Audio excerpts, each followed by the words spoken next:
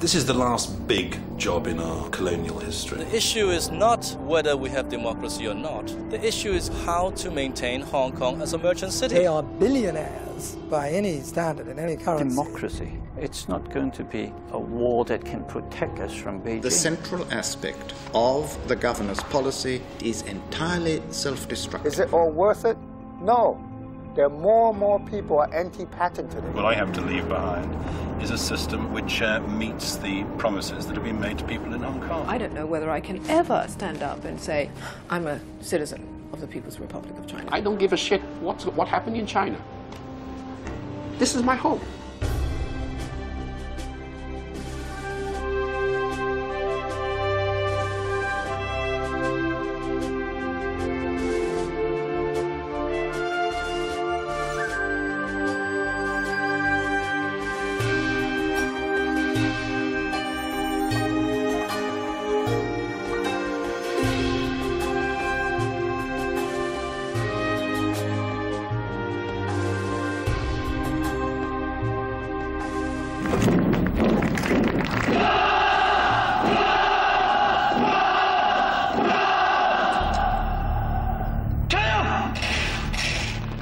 It is 18 months before the handover. Across the border in China, the People's Liberation Army struts its stuff for the benefit of a visiting delegation from Hong Kong. Not entirely reassuring when Beijing has just warned its future subjects against the perils of democracy and freedom.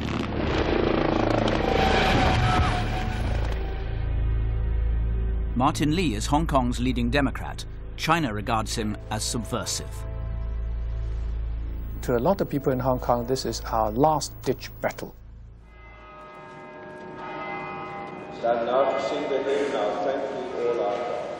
We have lost on the legislature because this legislature will be replaced by a provisional one, and now it's human rights. And human rights is the most important thing to every person in Hong Kong, rich or poor.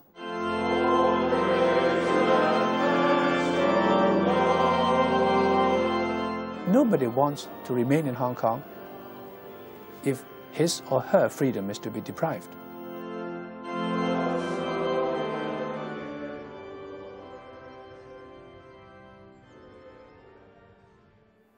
Right, this afternoon. What's the latest? Human rights was now at the top of the agenda in Government House. In news terms, the big interest is going to be what you have got to say on the Bill of Rights issue. Drag it back to the main issue, which is the PwC proposal. Well, in China's intention. The main issue is, are the people of Hong Kong confident that their way of life, that their civil liberties are secure after 1997? Yeah. That's the main point. You know what the answer is? The Chinese foreign minister has just launched an assault on Western values. Nobody now can seriously believe that the argument has been about whether or not we somehow broke the joint declaration and the basic law and the understandings and agreements between the two sides. Nobody really believes that. The argument was put very clearly the other day by Mr. Chen Chi-chen, who said Hong Kong shouldn't be about aping Western democracy. But the joint declaration is about establishing democracy in Hong Kong. That's what China signed up to, the development of representative government. So don't let's have any more pretense that somehow the argument's been about the triple violations. The only violations that there may be will be from the Chinese side, and I hope they don't happen. China's threat to roll back Hong Kong's freedoms even worried Beijing's apologists. I hope the Chinese officials realize that Hong Kong is a very important place for China. They can't come in and tell Hong Kong what to do. We did nothing wrong with the Bill of Rights. I think the Hong Kong people doesn't want them to screw around with Bill of Rights. For once, anxiety about China's intentions united the British colony, prompting Beijing's foremost political ally to confront his patrons directly, though in secret.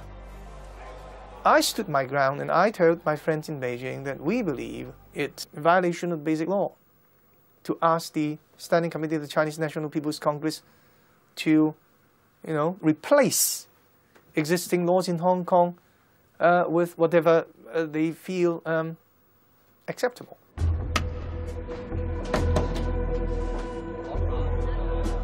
With the deadline at hand, there was a rush for UK passports, even though they gave no right of abode in Britain.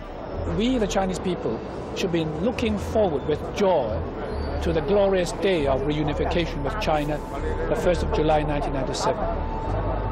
But look at these Chinese nationals, people who have come to Hong Kong from China, queuing up in the dying days of the British Empire for a pretty useless British passport issued in Hong Kong. I think tells a lot. On his first visit to Hong Kong, the Foreign Secretary came under fire. You said in your speech, you will discharge Britain's responsibilities towards Hong Kong fully and honorably. How can you do that if you abandon Britain's citizens to Chinese communist rule? This was an issue, I know, which was looked at very, very carefully. I want to be frank with you. I do not see the basis on which that policy is going to be reopened. There is no pressure in the House of Commons from either government or opposition parties to do so, and therefore I do not believe it's going to happen. Do you not have a conscience? Do you not think it's disgraceful to hand these frightened people over to a regime from which they fled and to which the British have given them shelter for so many decades? Well, we all have consciences, and we're all seeking to do the best we can in what are very difficult circumstances. A cross-party delegation from the colony hurried to London to lobby Westminster. It sounds as if you had some exercise. We did. Well, Please, they said, more British passports and visa-free access for all. They were heard in sympathy by some, but got nowhere where it mattered. Home Secretary, could he use his flexibility on the number 225,000? And flatly yesterday we got the answer is no. We did not expect the meeting with the Home Secretary to be particularly positive or pleasant, but we didn't expect ourselves to be so absolutely right about our expectations. He basically said no, no, no, no, no to all our questions, except the last one, which was yes, I refuse. I could see no reason for change. I tried to deal with all the arguments on their merits as I saw them. I listened very carefully to the arguments that were put. I was always open to persuasion. The governor was at one with the delegation, and he was not about to take no for an answer. I think there will be a very, very nasty anti-British backlash in Hong Kong if we lose, and I think it will make governing Hong Kong a lot more difficult. I think it will also mean that we leave behind us a pretty nasty taste in people's mouths. The Prime Minister was alerted, and just before this, his farewell visit to Hong Kong, Major persuaded the Home Secretary to yield and to grant visa-free access to Britain after all. Patten had got his way.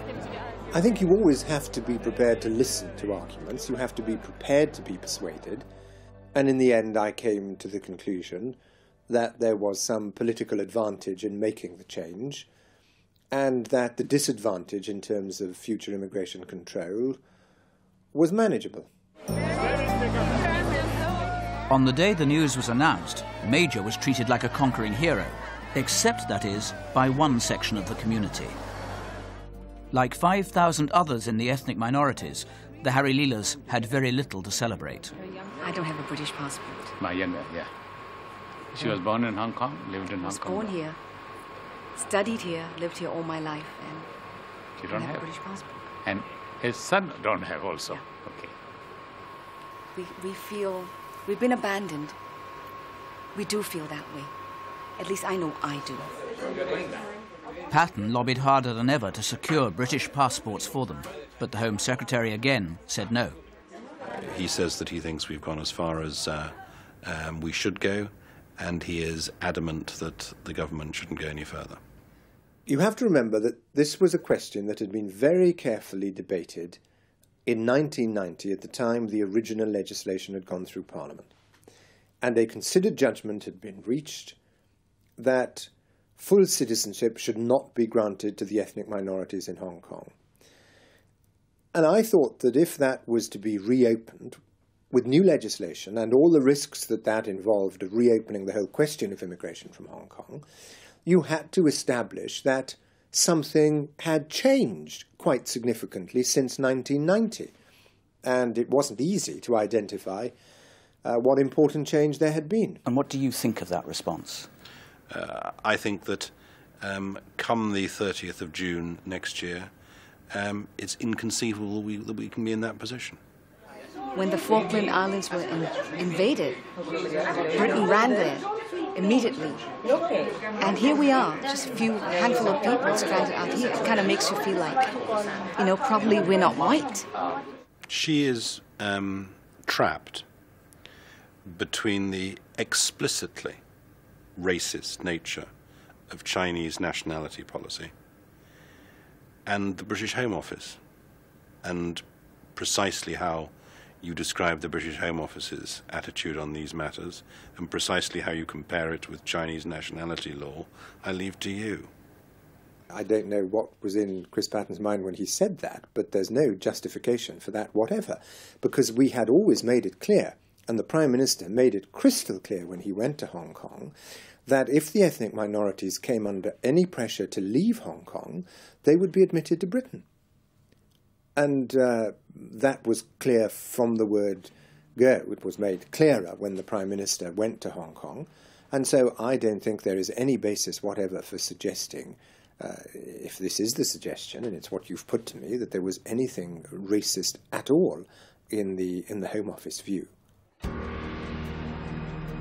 Patten was not prepared to leave it at that.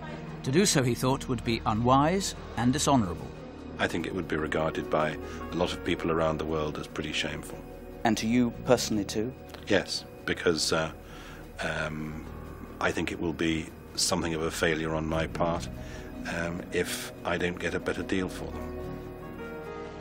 The governor was also at odds with Whitehall on another front.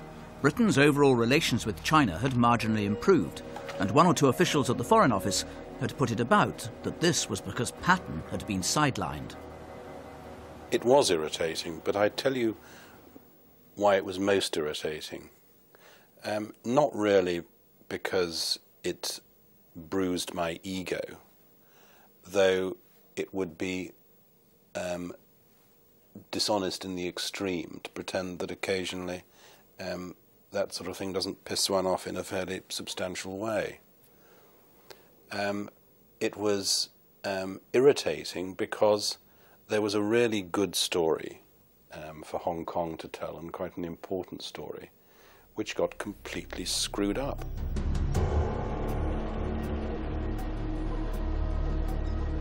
That story was that British trade with China was flourishing and Hong Kong was booming, despite the row over freedom and democracy. So what happens? Instead of that being the story which spins out, it's as though the New China News Agency were running the Foreign Affairs News Department. The story that spins out is that we've managed to do all these deals with China because we've bypassed Hong Kong, and clever old Foreign Office in London has done it all. With just over a year to go, a site is chosen for a grand farewell. Much detailed preparation.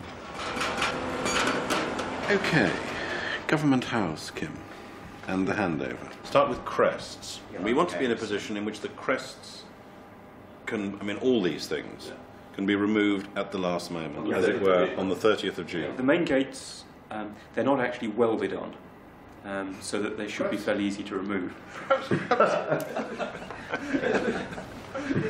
I see these now in the middle of my gates at Dungovernin when I... Presumably things like pictures are mine, are they? If they're signed to you, then yes. We still don't know what they're going to do with the house, do we? Are they likely to turn it into a museum of British atrocities? The governor's conflict with China had turned even the handover ceremony into a battleground. First of all, they wanted to have a ceremony in the city hall. We would, as it were, sign a piece of paper saying, here's Hong Kong, we're sorry we've been here. There'd be a glass of warm asti spumante. A flag would go down and a flag would rise. I'm not going to connive at us leaving Hong Kong with our tail between our legs in a sort of hole-in-the-corner way. It's not on. On a trip to America, the governor let slip his frustration with Hong Kong's tycoons, especially those who attacked him for standing up for freedom, but who also had British passports in case China turned nasty. On his return, they organised a reception for him. The governor was unimpressed. I would be dishonest if I didn't say that it does sometimes make me extremely angry. It's so devious and dishonest, and it's so deeply dishonourable as far as the people of Hong Kong are concerned. Patten never spoke so bluntly in public, but Beijing's allies were clearly affronted. We business people in Hong Kong are for Hong Kong, and it is because of us that Hong Kong has prosperity. Obviously, whatever we do will automatically be in the interest of Hong Kong. Whereas Governor Patten, who's leaving in a year, and he hardly knows anything about Hong Kong before he came to Hong Kong. The tycoons wrote an open letter to the Prime Minister demanding an apology. Major gave them short shrift. Well, you know, the chambers have met this afternoon, James Teen and Henry Tang, and they've said that, you know, in response to the Prime Minister's letter, that it wasn't really adequate, and they want the governor to write a letter to Newsweek. One of the things they all say is, we want you to know, really understand this, we're not against democracy, we are not against human rights, not against the rule of law, not against standing up for Hong Kong's autonomy. You know, you've just got to do it in ways that aren't so provocative to China. So you say, okay, take the Bill of Rights. I mean, do you think it's a good idea for the Chinese to gut it in 1997? Oh, well, you know, I'm not entirely sure about that, but, you know, sure, even if it's slightly changed, it won't make all that much difference to Hong Kong. I mean, there is never, ever a trench that they'll fight in. Ever. Anyway, it meant it was another sort of balls-aching week after the fortnight of activity in Washington. But this job will never be entirely predictable. I think I should say that both the Prime Minister and the Governor have made our position perfectly clear on this issue. We've got nothing to add. We think it's time to draw a line under this unfortunate issue. Yeah. Well, I wouldn't say the last bit in cooperation with the business community. Bugger them. Think of this bread. Not quite enough salt. It's their first effort too. Oh, it's rather nice. Mm. You think that's enough salt? You've been on a diet. Yeah. The first day was cabbage soup and fruit. The second day was cabbage soup and vegetables. The third day was cabbage soup and fruit and vegetables. You had a baked potato once. That's vegetables. The fourth day was cabbage soup and bananas. And I'm never going to get to the fourth day again. Cabbage soup and bananas, yuck. What was the purpose? What was the purpose of these? To introduce a little more discipline into my life. But having drunk so much cabbage soup, I now understand Central European history. 12 months to go, and the Deputy Prime Minister arrives from Beijing to offer reassurance about China's intentions. It makes no sense at all for China to undermine the success of Hong Kong, as Premier Li Peng put to me during the course of our discussions. There is an interwoven relationship between the two economies. And as the President himself said to me this morning, quite rightly so, one of the great challenges for China is to raise the living standards of her people and to fulfill the the body language of everybody concerned was actually probably as entertaining as the Deputy Prime Minister's performance. Certainly the Hong Kong-based British foreign correspondents didn't think much of it at all. I'm afraid the simple result of that is going to be some headlines that are simply going to talk about not just a cigarette paper between the Governor and Mr. Hazeltine, but maybe a whole packet of cigarettes. Hong Kong's Democrats were furious. I was not fortunate enough to actually meet Mr. Hazeltine face to face, but I'm really quite tired of having these British politicians coming to Hong Kong, not really caring, not being well briefed, and being extremely pompous. I don't know whether it's the special relationship we have with Britain being a colony, that they come here very patronising, telling you what to do and what the situation is and so on. It's absolutely ridiculous. Wish you stay at home. Don't come anymore.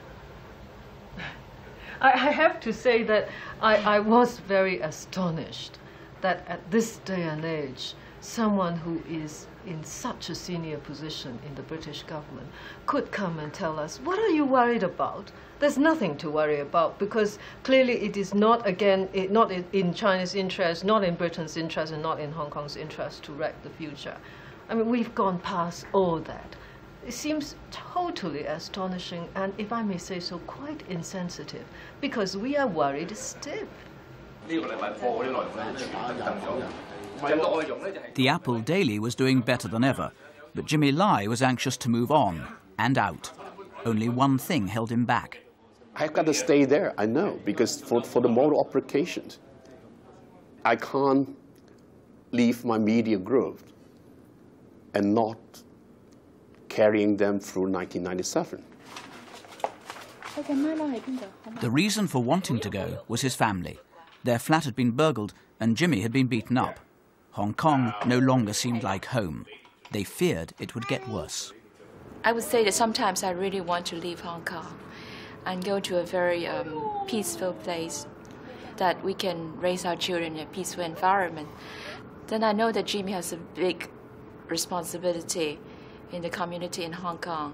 People do look up at him, and we can't just leave this place. If I leave the media business before 1997 and let the people run it, and I just go away and stay away from the heat, I don't think I can raise my head and walk tall again in my life. As a rich man, I don't just want to leave money to my kids. I want to leave some dignity, and I got to show it.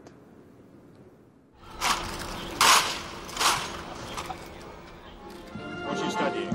I'm right now studying in the Open Learning Institute of Hong Kong. What are you studying to become? Social science degree, sir. Well done. Well, good luck. Thank you, sir. Thank you very much indeed for everything you've done for Hong Kong. Thank you, sir. As their commander-in-chief, Patten had to oversee the demise of Hong Kong's armed forces, accompanied here by the regiment's equerry for the day, Captain Lam. Oh, sorry. Well done, sir. I follow your pace.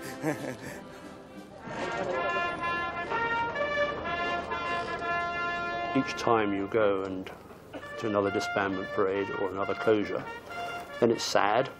And it's sad every day. There's always a slight prickling behind the eyes when you see a Union Jack come down at last post. For the commander of the Hong Kong garrison, there was another regret, and it was a matter of honour. I think we should have given them a proper British passport because they have served the Crown loyally, and they are in a different category to all the other uniformed personnel here in Hong Kong. If you serve in the police force, the fire service, the civil service, the law courts, anywhere else you like, then you still have a job here post-1997. At the end, we've been rather mean-spirited in not giving them unequivocally a passport in recognition of their service. I think that's a great shame. That feeling was shared by his officers and men, including Captain Lam. I have a long service in the army, and I never regret that I joined the army. But unfortunately, I can't serve any longer. So really, I have a terrible feeling inside. I would say, really, every serviceman, because we really serve the British Army, we serve the Queen, we take allegiance to the Queen while we join the service. To me, I was saying everybody should have a passport. Like today, I'm sure inside the heart of most of the servicemen or ex-servicemen, this is a sad occasion.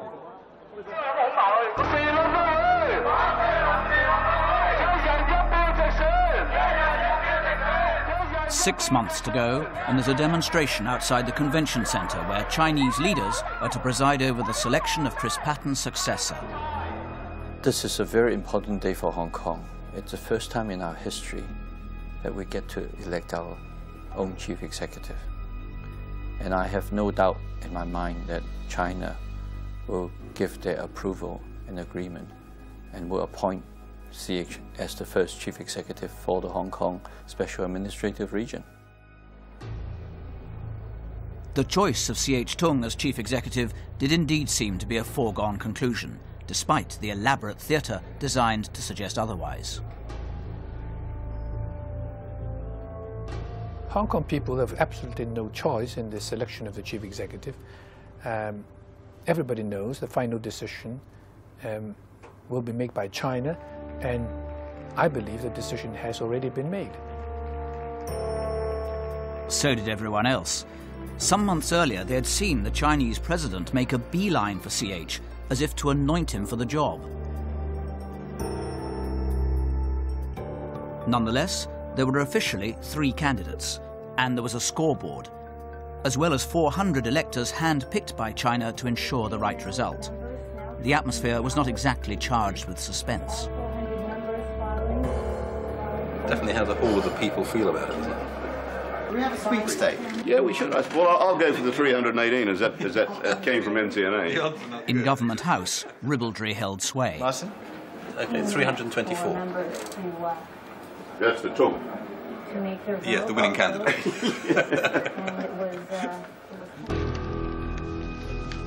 At the convention centre, the ritual went on and on and on, certainty in slow motion. There was only one real question. Who's coming second? They keep chopping and changing. I think T.L. Young. Eventually, they needed another scoreboard for CH. Even Beijing saw the joke. I'm not too worried about the actual outcome. I'm fairly convinced that CH at this stage will win it. Stop it now. Stop the clock. At last, the result. The NCNA with 3 out. The NCNA with 3 out. I mean, they do that, just to show that the thing isn't rigged, basically. The new chief executive was a shipping magnate with a reputation for integrity, deeply conservative, old-fashioned, and loyal to Beijing. I think he has really an outdated view about what he can do to the political culture in Hong Kong. He really thinks that democracy is bad for Hong Kong. He really thinks that the government should not be so open. He really thinks that demonstrations should not be allowed to run free. Within weeks, China set up the Provisional Legislature, the rubber stamp for Beijing that Patten had once thought would never really be established. Among others, Alan Lee had no qualms about signing on. What do you mean, exile? You must be joking. 15 months earlier, he'd been proud to win after a free vote. His selection to this body was by a committee appointed by Beijing. This is more of a government in waiting. We're getting our work started. Whenever there's such a major transition, some overlap is quite understandable. And also, we're working for the interest of Hong Kong people anyway, so I don't see any conflict of interest either. China now had in place precisely what was required to ensure that Hong Kong could be indirectly or even directly controlled from Beijing. We've read in recent days about the cloning of Scottish sheep. We now see that it's possible to clone Chinese political institutions. This body meeting in Shenzhen periodically is exactly the sort of body which the Chinese would have been happy for me to have set up and taken the flak for setting up. This fact embarrassed one of Beijing's favourite sons, who in private was remarkably candid. Of course, the provisional legislature is not democratically elected. But, well, that's all beside the point. As the chairman of the DAB, chairman of the very often called the biggest pro-China party in Hong Kong, you must support the establishment of the provisional legislature. It is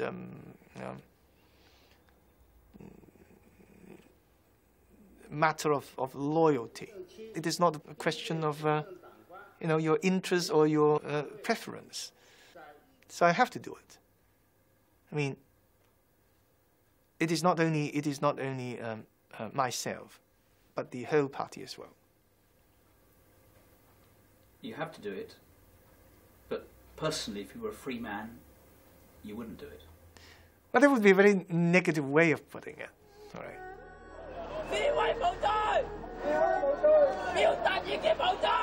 Confidence in the new chief executive soon plummeted. Well, Big Brother is already here and in control.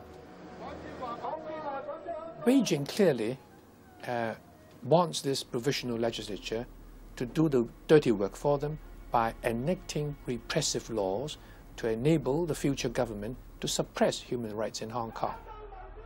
And these laws all had to do, so far, with the freedom of expression, freedom of the press and freedom of assembly, of demonstration.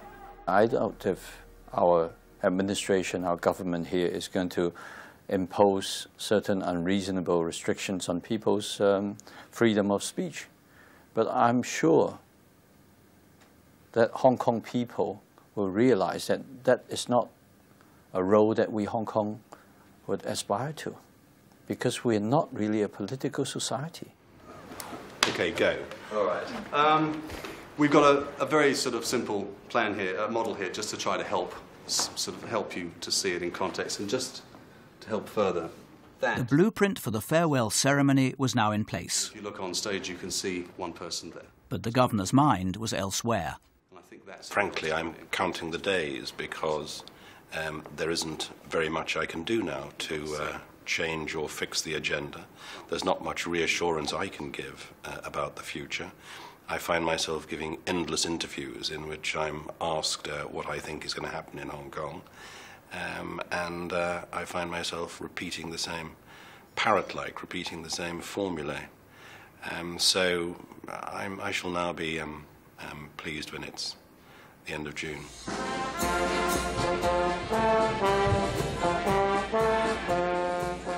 Others were already on the way out. A troop of expatriate civil servants departed by sea, leaving behind uncertainty as well as sadness.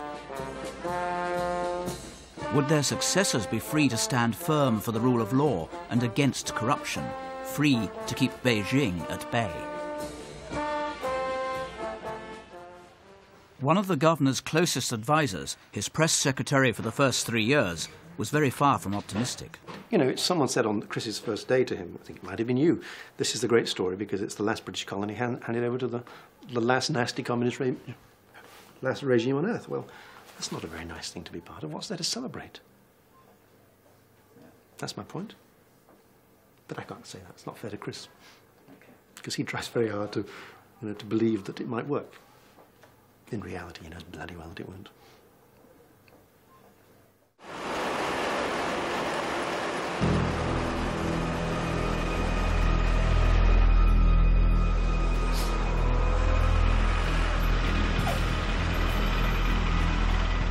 The advance guard of the People's Liberation Army arrives to prepare for the takeover of the Hong Kong garrison.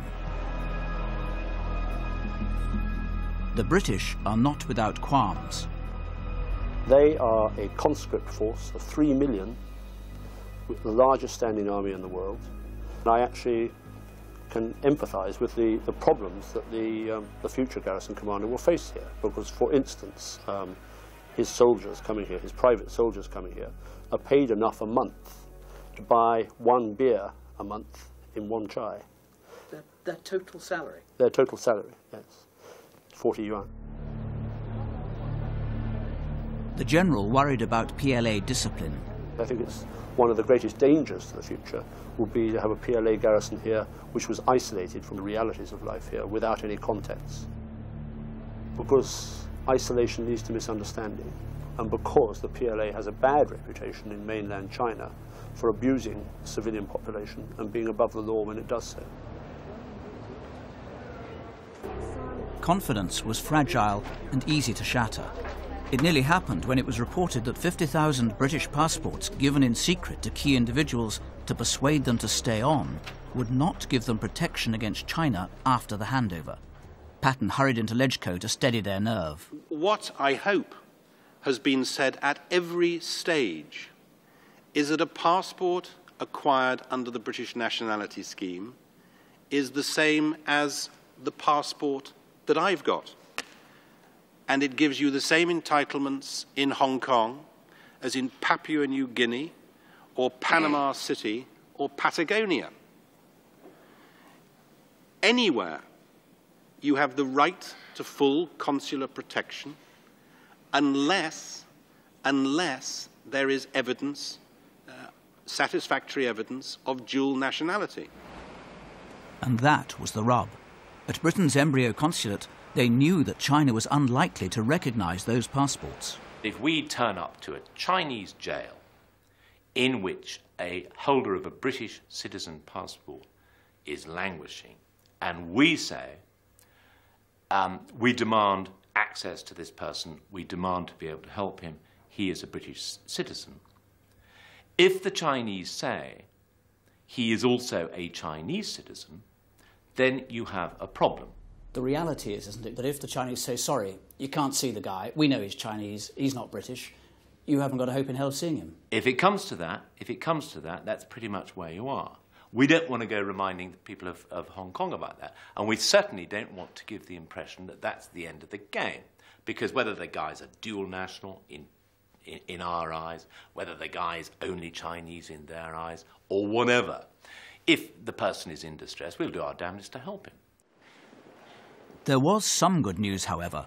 After long months of lobbying at Westminster, Patten finally won his battle with the Home Secretary to secure passports for the ethnic minorities. Hi, girls. Howard, once again outnumbered and outgunned, had decided to back down.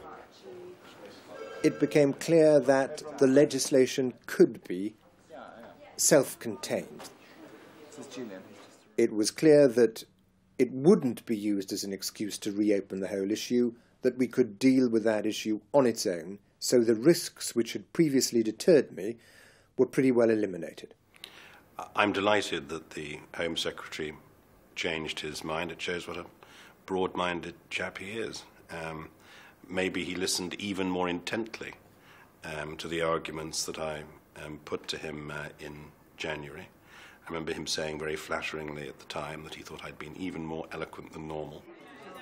The Harry Leelers knew at last that none of them would be stateless when Britain left. We're worried about our grandchildren. They are young.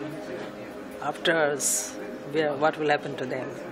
And now at least we know they belong to some place. They will have no problem with their life here. We belong. We actually do belong somewhere. We're not stateless anymore. I think the credit, if you don't mind my saying, go to Chris Patten. He worked very, very hard, very sincerely. I think his credit is due to him. We couldn't have done it. The governor occasionally allowed himself a touch of D-mob happiness. Edward? Yeah? American tourist in Cambridge. Goes up to elderly, distinguished-looking gentleman and says, could you please tell me where King's College is at? So the chap stops and says, I might consider telling you if you only understood that you can never finish a sentence with a preposition. So the tourist says, I'm so sorry. She says, could you tell me where King's College is at, arsehole? Okay, all right. Christine Lowe decided to set up a new political party, fighting on for democracy. I'm now in full-time politics. I ran for an election. I'm going to go into the political wilderness, so to speak, for a year, but still planning to come back, fight another election. 2 years before, she'd been preparing for China to phase her out after the handover. She was no longer willing to quit. I'm not going to be phased out. Nobody's going to phase me out, and I'm going to make sure that I'm not going to be phased out. A similar mood infected the annual memorial for the victims of Tiananmen Square, less than 1 month before the handover. I still don't think that the chances of my being put into prison, thrown into prison, are high at all. Although I obviously cannot rule out the possibility altogether. So we are staying on and fight on. But we are prepared for the worst, although we are hoping for the best. Of course, my wife and son are worried about what may happen to me. But there are times when people must decide and make a choice between the community or their own families.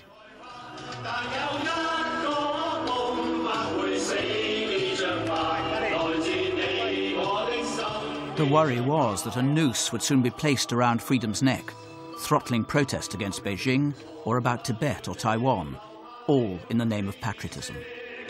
All these things before were just normal expressions of opinion, and now suddenly they take on a tinge of being acts of disloyalty, or even acts against the state, something on the verge of being treasonable. I now feel that the very strong central Chinese government can interfere with my life any minute if it wishes. And this is frightening. And I don't know when it will choose to interfere. I only know that if it chooses to interfere, I shall have very little power to protect myself. Even China's most loyal advocates had private fears. Well, I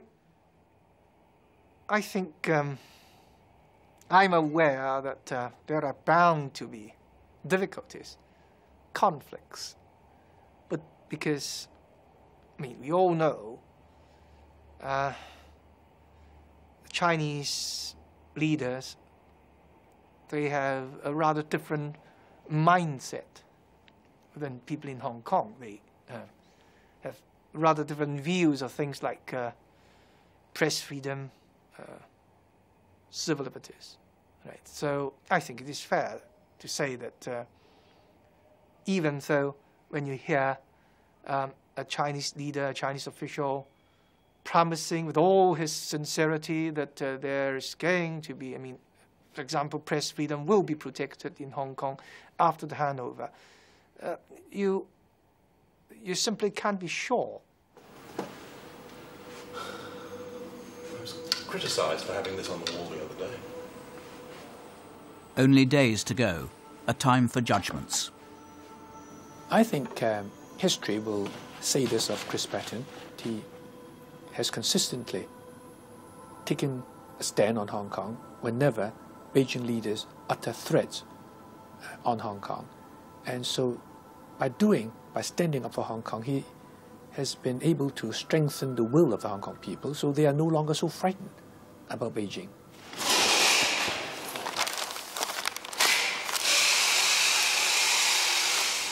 Kate? Hi, Kate. He failed in the most critical part of his responsibility, which is provide a smooth transition. And this he failed absolutely clear. Alice, A-level exam this afternoon. She was 12 when we came. People will remember Mr. Patten as a China fighter, and that's about all. And he has no other achievements.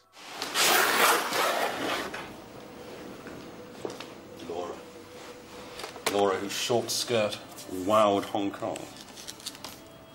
On reflection, though, even Patten's fiercest critics found redeeming features in his governorship.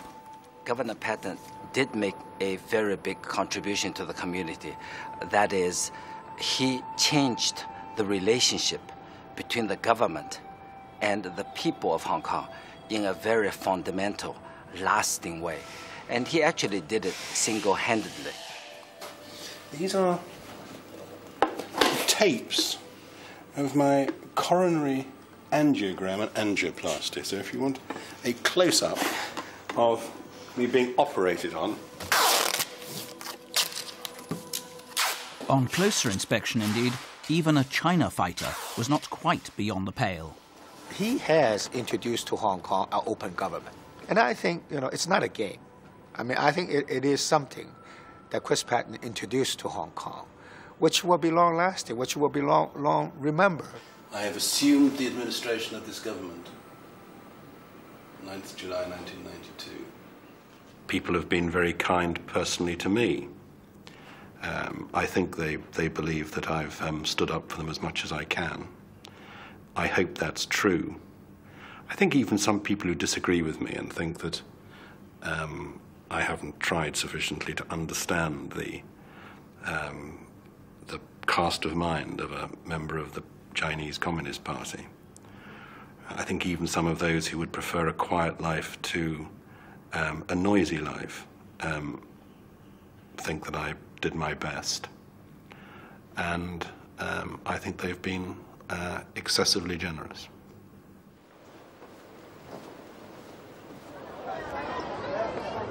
In the week of his departure, the polls showed Patten to be more popular than ever, 80% support. The tycoons were unmoved. I wouldn't say he's very popular, because I certainly don't get that feeling. Certainly in the circle I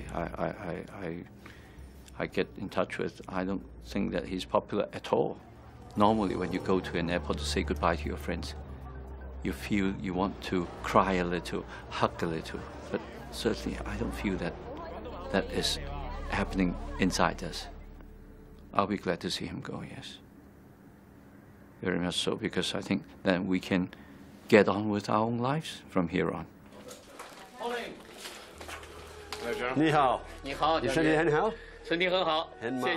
In the last days, there was a meeting between the British general and his Chinese counterpart. I saw you on CCTV. Did you? Yes. Despite the banter, the atmosphere was icy. Our last troops will have left by 1800 hours. Our guards can take their positions as from 0 hour on 1st July. The Chinese had insisted on dispatching extra troops into Hong Kong before the handover. They threatened that if Britain did not consent, they'd be sent across the border in any case. And also, at 0 hour on 1st July, our national flag will be raised, and also we, on our part, will have a flag-raising ceremony as from the first stroke. There had been a compromise, but the British side remained suspicious and aggrieved by the Chinese behaviour. Essentially, I can understand that you wish to raise your flag at midnight, but we at the same time would wish to march out of the gate at midnight when our responsibility ceases. I think that with spirit of cooperation it should be possible to devise some format that allows both those things to happen simultaneously. 我想我们应该以合作的精神，可以安排一个能够。有冇漏嘢？ Government House acquired the feel of a theatre when a production has closed down. The stage is still there, but the set has been dismantled and the company is moving on. The bags. Oh, the bags, and that. But I thought we were going to put clothes in. Right. Well, I'll talk to you. Anything you want? Well, just endless farewells. Lunches, teas, dinners. Till we feel we're just stuffed.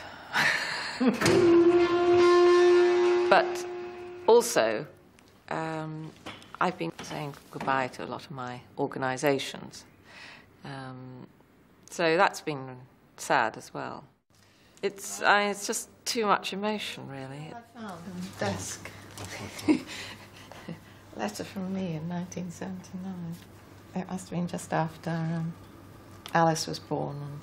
And... Oh. Enough to make me weep. The nicest things are when people actually say that we're nice people. Oh dear. Oh.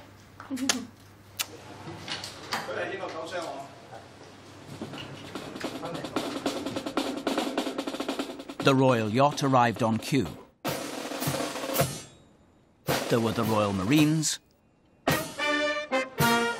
and His Royal Highness.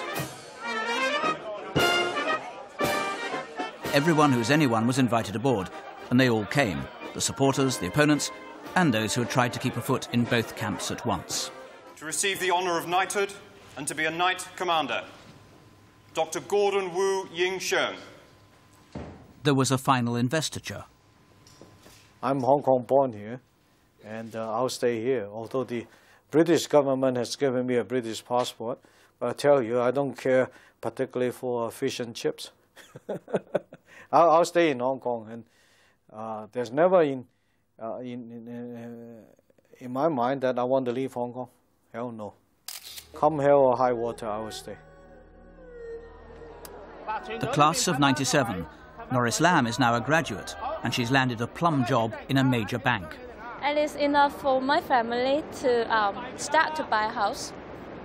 Right now, still we are living in public housing, and after graduate, at least I have enough money for 20 years, such kind of loan for mortgage. So you're going to take out a mortgage to help your parents buy a house? Yeah, sure. The Ung family had hardly changed. He's a refuse collector, she's a seamstress, still cheerful, still resigned. 冇乜辦法㗎喎，因為我哋又唔係啲咩人，就算你點講，佢都唔會改變事實㗎啦。始終會有少少嘅，唔係咁高興咯。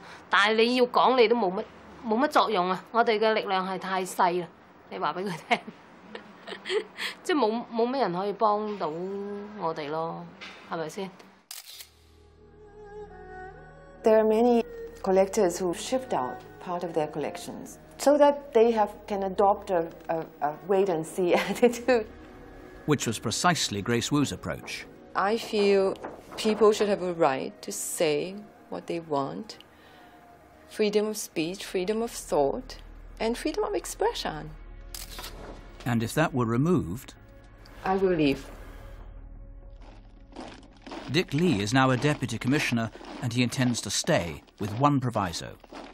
I'm a professional policeman. My job is to enforce laws in Hong Kong. If I'm not happy with the system, if I'm not happy with the legislation in Hong Kong, then I'll consider giving up my job as a policeman, because that is against my principle.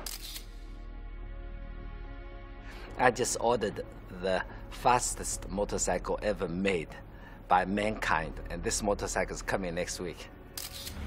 I'm looking forward to that. I think it's a shame, you know, to have your country colonized and to be a colonial subject. But I never had this sense of shame, just because I have been too proud being a free man living in this colony. You know, I've been blessed with such a wonderful life. So long, the British. May God bless you.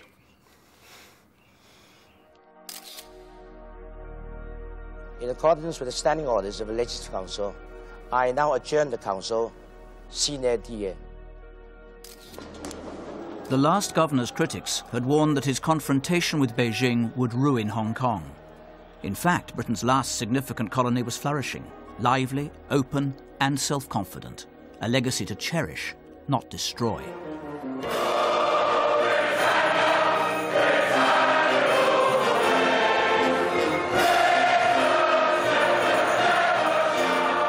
I feel emotionally very much on the edge,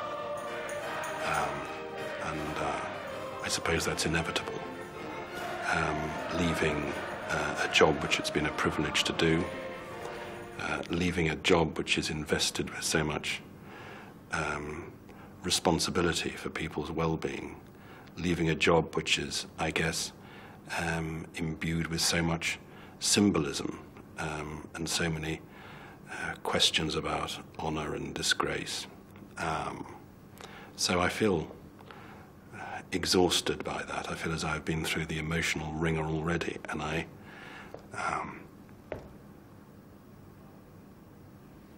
contemplate next Monday.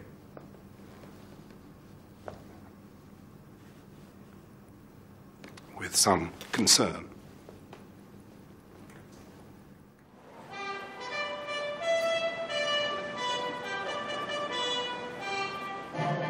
I've been waiting for this a long, long time.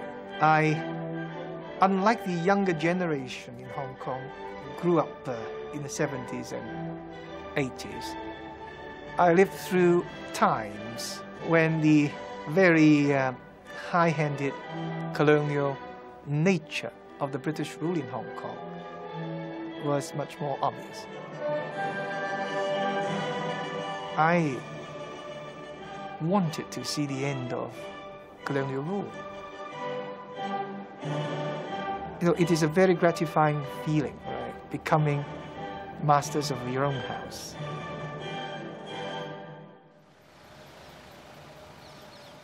Government House, the final day.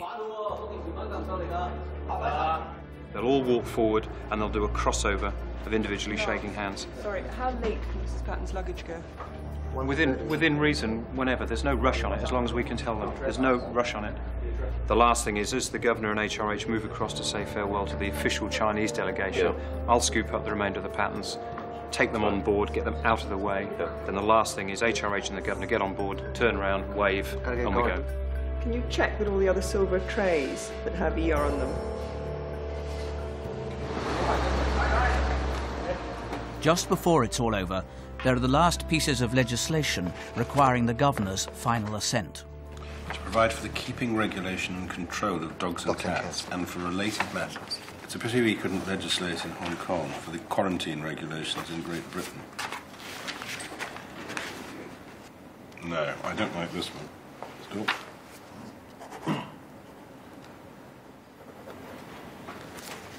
And then, suddenly, it's over.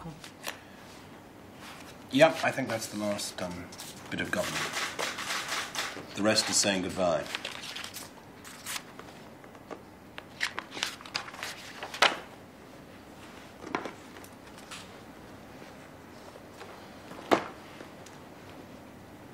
Lunchtime, sir.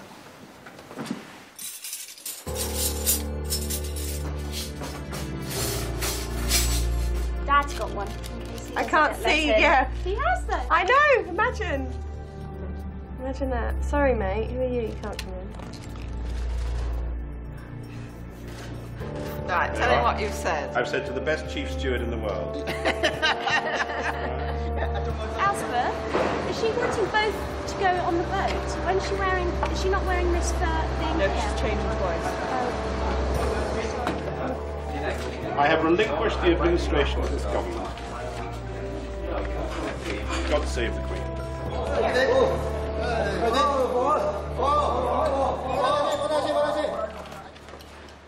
On June the 30th, 1997, Chris Patten left Government House for the last time, certain of one thing, that to stand up for Hong Kong by standing up to China had not been a mistake. What I very much hope is that the experience we've had over the last 5 years, it won't be simply forgotten. I hope that the waters won't just close within nanoseconds, as though we hadn't made some rather important points.